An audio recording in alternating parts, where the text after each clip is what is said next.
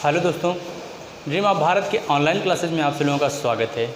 दोस्तों, हम पुनः उपस्थित हैं अगला टॉपिक लेकर के। और आप लोग जानते हैं कि हमने जो ऐतिहासिक शासकों की एक श्रृंखला प्रारंभ की है, उसी श्रृंखला को आगे कंटिन्यू करेंगे।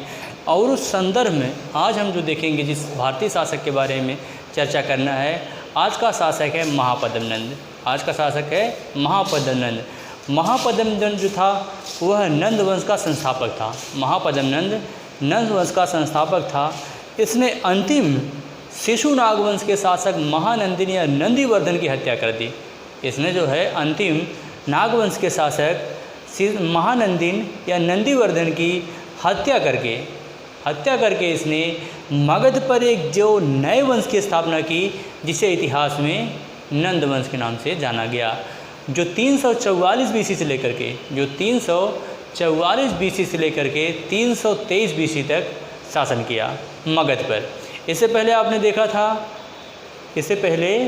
देखा था हर्यक वंश के शासक बिंबिसार के बारे में, अजातशत्रु के बारे में, उदयन के बारे में, इसके बाद शिशुनाग के बारे में, कालाशोक के बारे में, तथा आज हम लोग जो बात करेंगे वो है महापद्म नंद। चूँकि आप जानते हैं महापद्म नंद अब तक का मगध पर बैठने वाला सबसे शक्तिशाली शासक था।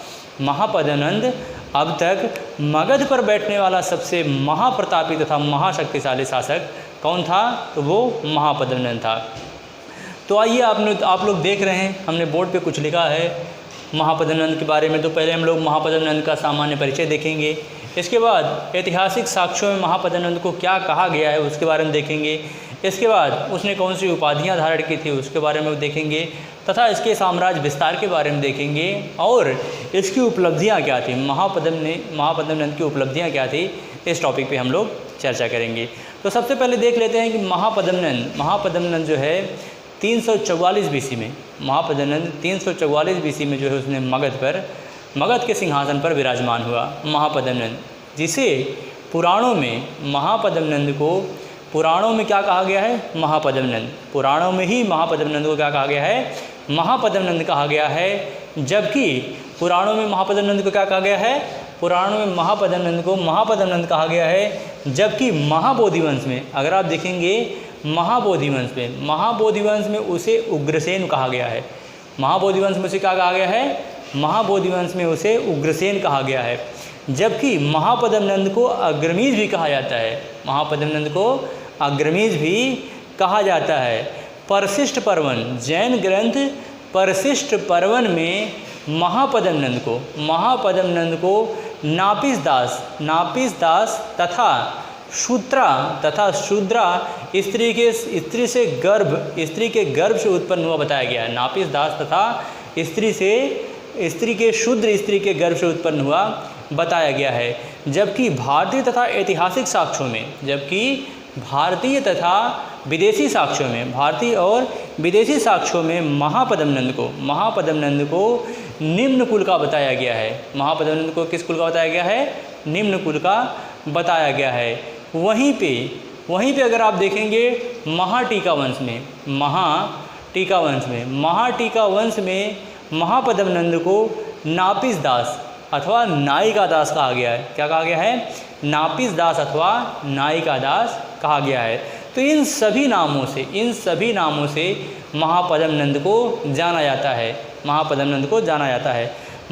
नंद अब तक मगध पर बैठने वाला सबसे प्रतापी शासक था। मगध पर बैठने वाला अब तक का सबसे प्रतापी शासक कौन था? तो महापद्म नंद था, जिसे पुराणों में जो है सर्वक्षत्रांतक कहा गया है। पुराणों में सर्वक्षत्रांतक यानी कि सभी क्षत्रियों का नाश करने वाला कहा गया है। सभी क्षत्रियों का नाश करने वाला तथा द्वितीय भार्गव कहा गया है। द्वितीय भार्गव यानी कि द्वितीय परशुराम की उपमा दी गई है। द्वितीय परशुराम की उपमा किसे दी गई है? तो महापद्म नंद को दी गई है। और महापद्म नंद ने पूरे अब तक मगध में पहली बार जो है इसने विंध्य पर्वत को क्रॉस करके विंध्य पर्वत के दक्षिण तक इसने साम्राज्य का विस्तार किया। विंध्य पर्वत के दक्षिण तक इसने साम्राज्य का विस्तार किया। और महापद्म नंद की अगर आप बात करेंगे तो महापद्म नंद जो है इसे अग्रमीज भी कहा जाता है। महापद्म नंद को क्या कहा जाता है? महापद्म नंद को अग्रमीज कहा जाता है। इसके बारे में कई कहानियाँ जो है प्रचलित हैं। अगर आप देखेंगे, अगर आप महापद्म नंद के बारे में देखेंगे तो डियोडोरस जो था, एक यूनानी लेखक था, डियोडोरस महापद्म नंद के बारे में कहता है कि महापद्म नंद जो था यह शक्ल सूरत से, यह देखने में बहुत सुंदर था, जिसकी वजह से यह जो है बहुत शीघ्र ही राजा का विश्वास पात्र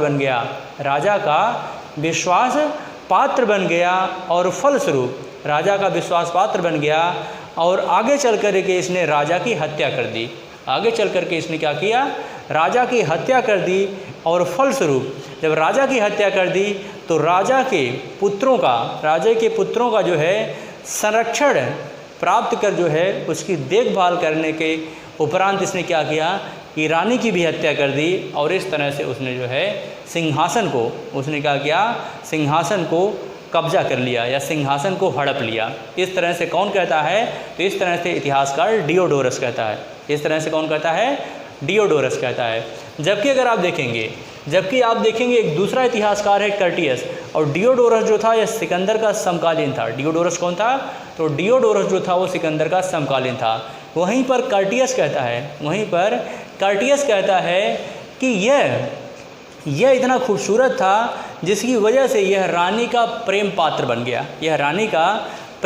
बन गया, और फलस्वरूप क्या हुआ कि रानी ने अपने वृद्ध पति की हत्या कर दी। चूँकि रानी जो है इससे प्रेम करती थी, प्रेम करती थी, जिससे उन्होंने अपने वृद्ध पति की हत्या कर दिया, और फलस्वरूप अपने प्रेमी यानी कि महापद्म नंद को उन्होंने मगध के सिंहासन पर बैठाया।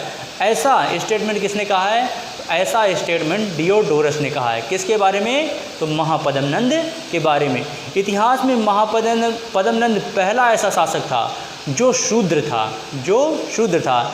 कई ऐसे भारतीय साक्ष्य हैं जो ये बयां करते हैं कि महापद्म नंद यह नंदों की जो है शूद्रा पत्नी से उत्पन्न हुआ था। या शिशुनाग का अंतिम शासक महानंदिनी या नंदीवर्धन की शूद्रा के गर्भ से उत्पन्न हुआ था, इसलिए इसको शूद्रा गर्भोद्भिद कहा गया। इसको जो है शूद्रा गर्भोद्भिद भी कहा जाता है। इसको किस नाम जाना जाता है? शूद्रा गर्भोद्भिद भी के नाम से भी जाना जाता है। और महापद्म नंद ने अब तक एक छत्र शासन स्थापित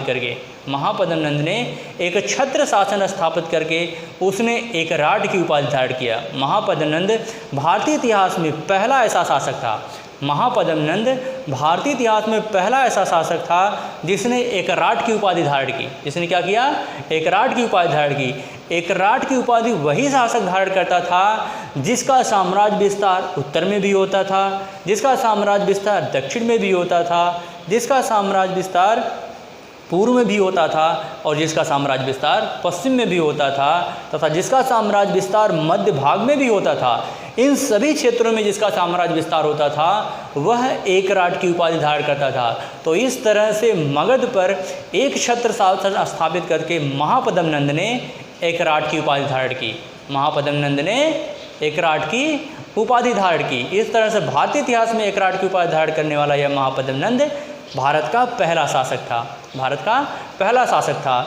जिस मगध को जो है बिंबिसार ने प्रारंभ किया था, उस मगध का वास्तविक रूप से साम्राज्य विस्तार किसके समय देखने को मिलता है?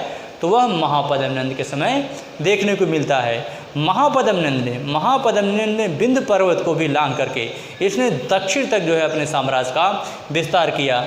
अगर आप साम्राज्य विस्तार में देखेंगे तो साम्राज्य विस्तार में मगध का साम्राज्य विस्तार जो है पूर्व में बंगाल से लेकर के पूरा उत्तर में हिमालय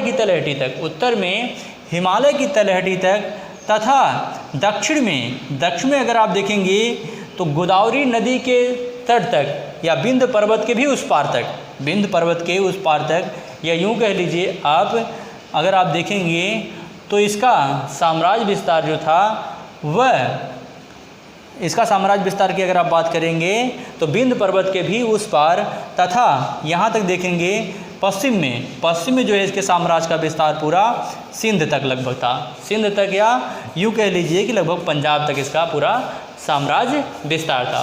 पंजाब तक इसका पूरा साम्राज्य विस्तार किसका था? तो वह मगध पर शासन करने वाला महापद्म नंद का था। महापद्म नंद के जो उत्तराधिकारी हुए वह कुल 9 उत्तराधिकारी थे। महापद्म नंद के कुल कितने लड़के थे?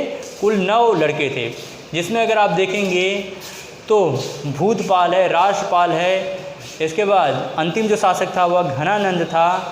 भूतपाल है, राष्ट्रपाल है, कैवर्त है, इसके बाद घनानंद है। ठीक, तो ये सब जो थे इसके उत्तराधिकारी थे, इसके पुत्र थे, किसके? महापद्म नंद के। तो ये इसका साम्राज्य विस्तार था। महापद्म नंद की उपलब्धि के बारे में देखेंगे तो महापद्म ने कई क्षेत्रों पर अपना साम्राज्य विस्तार किया था, जिसमें आप देखेंगे इक्ष्वाकु। पहला कौन सा क्षेत्र था? इक्ष्वाकु। और इक्ष्वाकु के लोग जो थे यह कहाँ रहते थे? तो यह इक्ष्वाकु के लोग उस समय शासन करते थे वह कौशल के आसपास क्षेत्रों में। कौशल के आसपास के क्षेत्रों में कौन शासन करते थे? तो इक्ष्वाकु वंश के लोग शासन करते थे। उस पर भी किसका साम्राज्य विस्तार था? तो महापद्म नंद का साम्राज्य विस्तार था। इसके बाद पांचाल।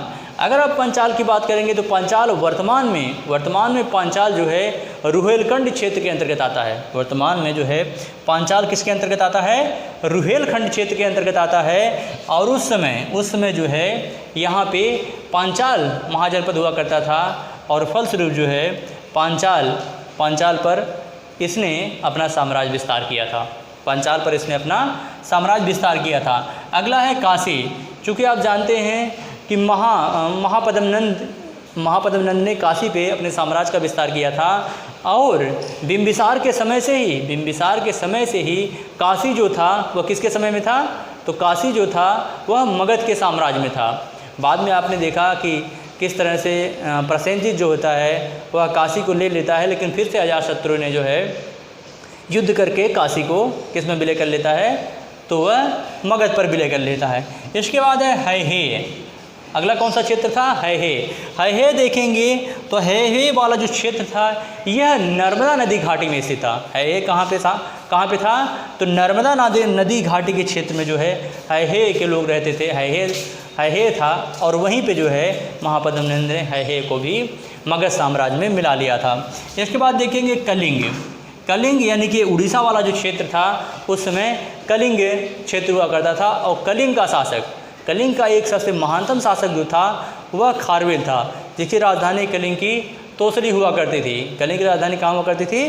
तोसली हुआ करती थी। यहाँ पे महापद्म नंद ने कलिंग पर आक्रमण किया था, और कलिंग का जो शासक था इस समय नंदराज था। कलिंग का शासक कौन था? नंदराज था। और यहाँ से यहाँ पे जो है महापद्म नंद ने आक्रमण करके यहाँ से उसने एक जैन मूर्ति, जिनसेन की जो है जैन मूर्ति वह ले गया था, और साथ ही साथ उसने यहाँ पे नहरों का निर्माण भी कराया था। वहाँ पे इसने नहरों का निर्माण कराया था। इस बात की जानकारी किससे पता चलती है? इस बात की जानकारी जो है कलिंग शासक खारवेल का एक अभिलेख है जिसका नाम है हाथी गुम्फा अभिलेख।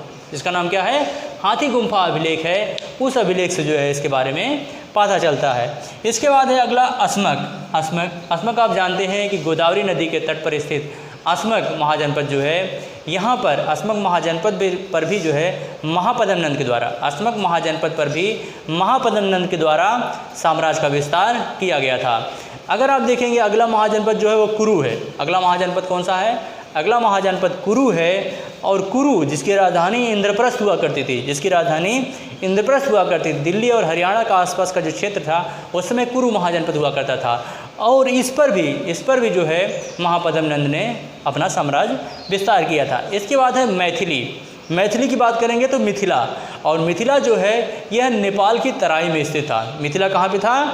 तो मिथिला नेपाल की तराई में स्थित था। और मिथिला आपको याद होगा कि मिथिला की कौन थी? तो मिथिला की मिथिलेश कुमारी थी, यानी कि सीता की बात हो रही है। ठीक, मिथिला की कौन थी? मिथिलेश कुमारी सीता की। तो यहाँ पर भी महापद्म नंद ने अपने साम्राज्य का विस्तार किया था। इसके बाद है अगला सूरसेन, जिसकी राजधानी ब्रजमंडल हुआ करती थी। इसके बाद अगर आप देखेंगे तो यहाँ पर सूरसेन की राजधानी जो कि ब्रजमंडल हुआ करती थी, तो इसको भी महापद्म नंद ने अपने अधिकार क्षेत्र में विलय कर लिया था। इसके बाद है वीतिहोत्र जो है जहाँ पे है शासन कर रहे थे, उसी के आसपास अवंती वाले क्षेत्र में ही वीतिहोत्र के लोग भी शासन कर रहे थे। अवंती वाले क्षेत्र में भी वीतिहोत्र के लोग शासन कर रहे थे और फलस्वरूप जो है यहाँ पर भी महापद्म नंद ने अपने साम्राज्य का विस्तार किया था। इस तरह से जो है पूरे उत्तर भारत में महापद्म नंद ने एक छत्र शासन स्थापित किया। महापद्म नंद उत्तर भारत में एक छत्र शासन स्थापित करने वाला यह भारत का पहला शासक था। चूँकि यह शूद्र था, चूँकि महापद्म नंद एक शूद्र था और सदियों से जो है शूद्रों के मन में कहीं न कहीं ये धारणा रही थी कि हमेशा शूद्रों को दबाया गया था, जिसकी वजह से जो है इसने क्या किया कि इसने जो है क्षत्रियों का दमन किया, जिसके आधार पर इसे सर्वक्षत्रांतक, क्षत्रियों का नाश करने वाला तथा द्वितीय भार्गव या द्वितीय परशुराम की उपाधि से नवाजा गया। महापद्म नंद का जो उत्तराधिकारी हुआ वह घनानंद हुआ। महापद्म नंद के बाद अगर अब बात करेंगे तो महापद्म नंद के पास अपार धन था और इसकी सेना अब तक सबसे विशाल सेना थी। महापद्म नंद की सेना विशाल थी और इसके पास विशाल बाहुबल था। इसके पास बाहुबल की भी कमी नहीं थी। तो धन जन और बल इन तीनों से जो है परिपूर्ण कौन था? तो वह महापद्म नंद था। इन तीनों से परिपूर्ण कौन था? तो महापद्म नंद था, जिसने एक छत्र साम्राज्य की स्थापना की और फलस्वरूप इन सभी क्षेत्रों को एक ध्वज तले यानी कि मगध के ध्वज तले लाने का काम किसने किया? तो वह महापद्म नंद ने किया। वह किसने किया? तो वह महापद्म नंद ने किया। इस तरह से जो है भारतीय इतिहास में महापद्म नंद का एक विशेष योगदान है, जिसने भारत के इतिहास में अपना नाम स्वर्णिम अक्षरों में दर्ज कराया है। और अब तक का यह एक ऐसा साम्राज्य था जिसने मगध की सीमा को उत्तर में हिमालय से लेकर के हिमालय की तलहटी से लेकर के दक्षिण में कृष्णा नदियों तक जो है इसकी साम्राज्य की सीमाएं पहुंचा दी, जबकि पूर्व में बंगाल से लेकर के पश्चिम में जो है पंजाब और सिंध तक इसके साम्राज्य की सीमाएं पहुंच गई। इस तरह से ये पूरा डिटेल से जो है महापद्म नंद के बारे में था। और अगर कोई पॉइंट मिस हुआ हो तो आप कमेंट के माध्यम से बताइएगा। आज का टॉपिक यहीं समाप्त होता है। तब तक के लिए हमें इजाज़त दीजिए। जय भारत, जय हिंद।